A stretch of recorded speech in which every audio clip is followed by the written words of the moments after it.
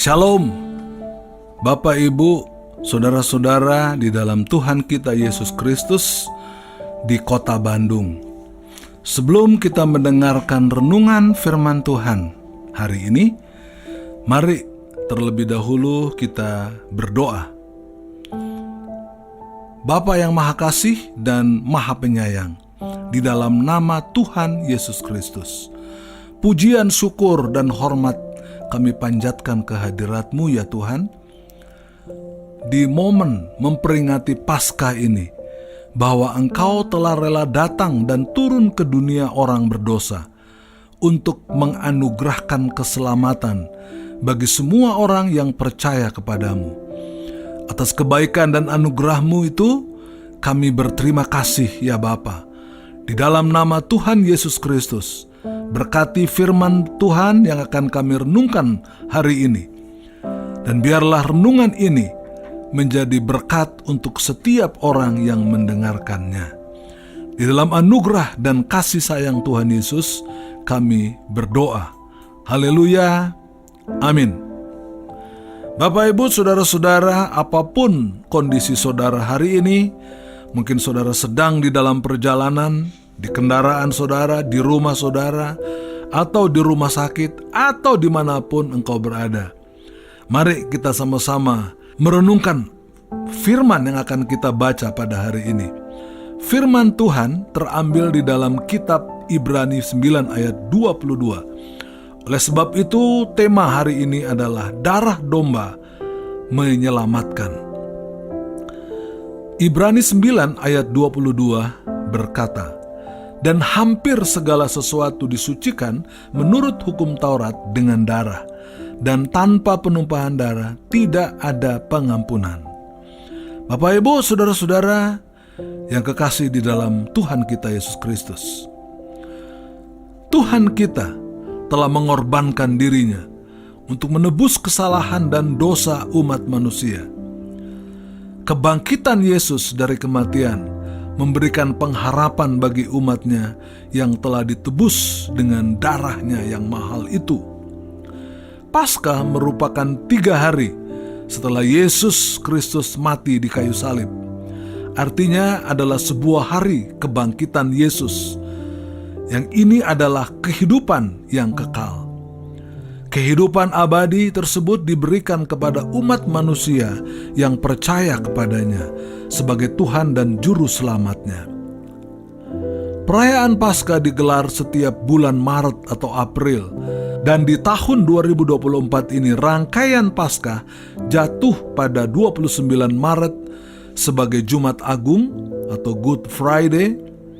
Yesus mati di kayu salib dan 3 hari kemudian itu jatuh pada hari Minggu 31 Maret adalah Paskah sebagai hari kebangkitan setelah kubur kosong, yang telah berarti Yesus Kristus bangkit dari kematian. Penebusan dosa yang dilakukan oleh Tuhan Yesus Kristus tidak bisa dinilai dan digantikan dengan hal apapun.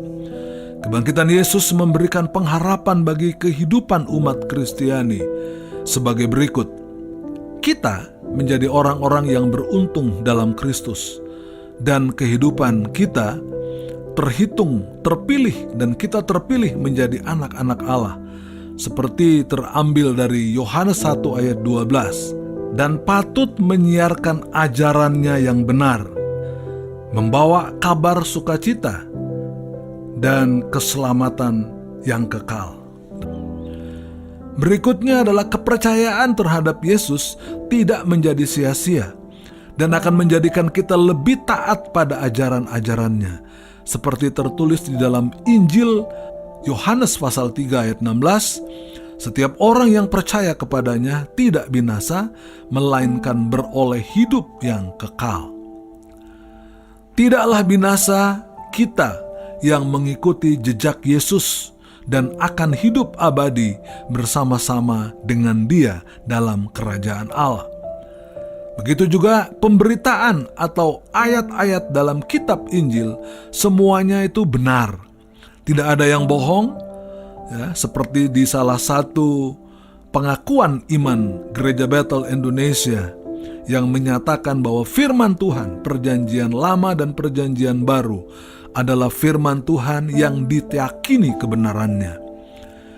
Kita sebagai umat Kristen telah terbebas dari siksaan maut yang akan terjadi pada penghakiman terakhir. Yesus Kristus telah menebus dan membayar dosa-dosa umatnya dengan darahnya. Oleh sebab itu, kebangkitan Yesus Kristus memberikan perubahan dalam pola hidup kita. Ia memberikan transformasi posisi kehidupan, status, kemurnian hati dan batin dalam diri secara perlahan, bergerak ke arah yang lebih baik. Ketika meyakini Yesus Kristus sebagai juru selamat, salah satunya dengan kita memperingati Paskah. Sejarah Paskah. Paskah berasal dari kata di dalam Alkitab Ibrani. Pertama kali sering disebut dalam kitab Keluaran dalam kalimat Inggris diterjemahkan dengan kata Passover, yang artinya melewatkan. Penggunaan kata Paskah diperkirakan diambil dari kata Ibrani, dalam bahasa Ibrani, yakni Keni, yang pemaknaannya diperbaharui lagi oleh Israel. Adapun maknanya diartikan sebagai terbebasnya bangsa Israel dari perbudakan yang dilakukan oleh bangsa Mesir. Dan terlebih lagi, penyelamatan Allah melalui terbunuhnya semua anak-anak sulung orang-orang Mesir dan ternak mereka pada tulah yang ke-10. Dan apabila di ambang pintu mereka tidak ada tanda darah di sana, akan terjadi kematian anak sulung di rumah tersebut. Maka semua anak sulung bangsa Mesir, baik manusia dan hewan, mengalami kematian. Dalam Keluaran 11 ayat 4-5, berkatalah Musa, beginilah firman Tuhan, pada waktu tengah malam aku akan berjalan dari tengah-tengah Mesir, maka tiap-tiap anak sulung di tanah Mesir akan mati, dari anak sulung Fir'aun yang duduk di tahtanya, sampai kepada anak sulung budak perempuan yang menghadapi batu kilangan, juga segala anak sulung hewan. Darah menjadi simbol pengampunan dosa, sehingga penumpahan darah domba di dalam perjanjian lama akan memberi gambaran nyata bahwa di dalam perjanjian baru, darah anak domba Allah melalui Tuhan Yesus Kristus telah tertumpah di bukit Kalvari. Darah memberi jaminan bahwa dosa-dosa manusia mengalami pengampunan dan penebusan yang dilakukan oleh Tuhan kita Yesus Kristus. Masukilah masa raya Paskah dengan ucapan syukur atas pengorbanan Yesus Kristus sebagai domba Allah yang telah menebus dosa-dosa manusia.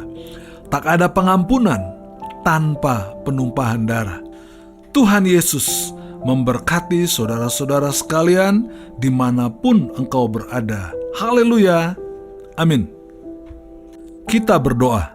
Syukur dan terima kasih atas pengorbananmu di Kalvari. Dan pada hari yang ketiga, engkau telah bangkit dari kematian. Keselamatan kekal telah Tuhan berikan pada setiap manusia yang percaya bahwa Tuhan Yesus adalah penyelamat, sehingga setiap orang yang percaya kepadanya tidak binasa, melainkan beroleh hidup yang kekal. Syukur dan puji-pujian kami panjatkan kehadirat-Mu ya Tuhan. Di dalam berkat nama Tuhan Yesus Kristus, berkati renungan ini. Haleluya. Amin.